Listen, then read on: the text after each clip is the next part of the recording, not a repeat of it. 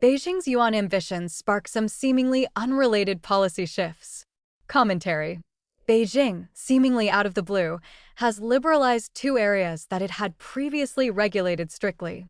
It has made it easier for Chinese institutions and people to invest internationally. The authorities have also decided to broaden the scope for issuing what are called panda bonds, yuan-denominated securities issued by foreign borrowers in Hong Kong markets.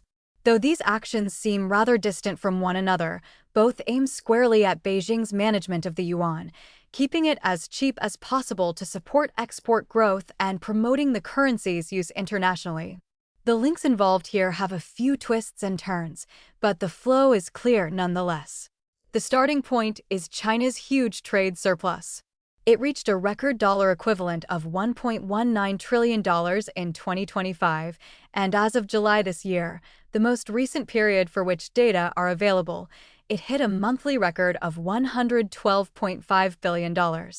Because China sells so much more overseas than it buys, more yuan flow into the country than flow out, creating something of a shortage of yuan in global trading circles and accordingly putting upward pressure on the yuan's foreign exchange rate. Over the past 12 months, the yuan has appreciated by 6% against the US dollar.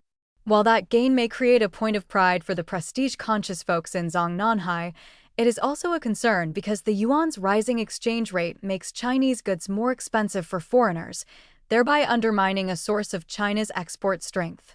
It also thwarts Beijing's efforts to internationalize the yuan by limiting its availability as a medium of international exchange, except perhaps for China trade.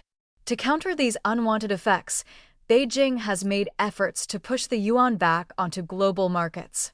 An outflow of yuan would blunt or perhaps reverse the currency's appreciation in foreign exchange markets, while also providing the world's financial markets with an ample supply of yuan to encourage its use in matters other than direct China trade.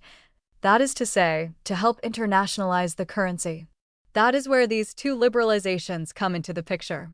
So far, Beijing has not disclosed the extent of all its liberalizing actions, but the direction is nonetheless clear. Beijing's State Administration on Foreign Exchange announced in the middle of July that it would make fresh quotas on how much so-called qualified domestic institutional investors could invest in foreign securities. SAFE further implied that it would enlarge the quota still more over time.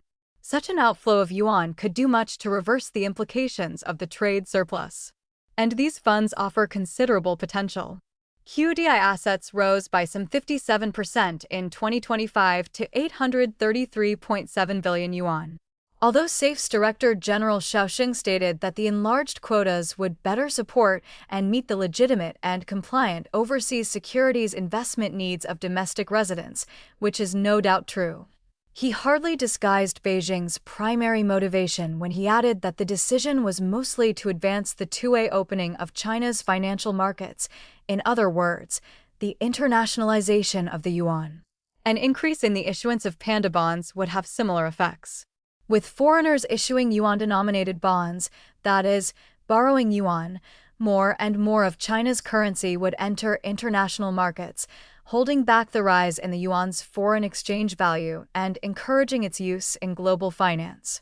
Governor Pan Gasheng of the People's Bank of China announced a 60% increase in what he called Southbound Bond Connect, for example, the ability to buy and sell eligible offshore bonds. There certainly is demand. In the last year alone, the panda bond market has increased by about 69% to more than 160 billion yuan. The number of players issuing such bonds rose 30% to 2,500 in the first half of this year. Most of the issues come from China's trading partners such as Hungary, Kazakhstan, Indonesia, and Brazil, but whoever is borrowing the yuan, the currency outflow serves Beijing's desire to push more yuan onto global markets.